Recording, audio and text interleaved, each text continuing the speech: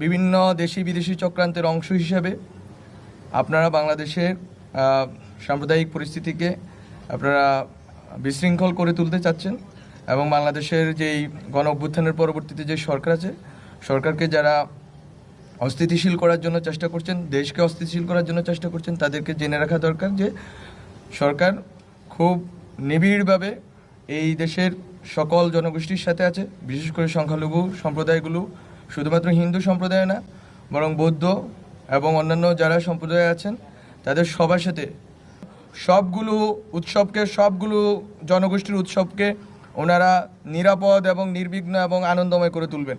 এক্ষেত্রে সবাই আমরা বাংলাদেশের জনগোষ্ঠী হিসেবে সবাই আমরা একমত, এক জায়গায় আছি। কোনো রকম ষড়যন্ত্রকারী দেশে বিদেশ থেকে কোনো রকম ষড়যন্ত্রকারী কোনো রকম স্পেস পাবে না। এটা হচ্ছে আমাদের প্রতিজ্ঞা এবং এই প্রতিজ্ঞা আমরা আপনাদের সবার সহযোগিতা কামনা করছি।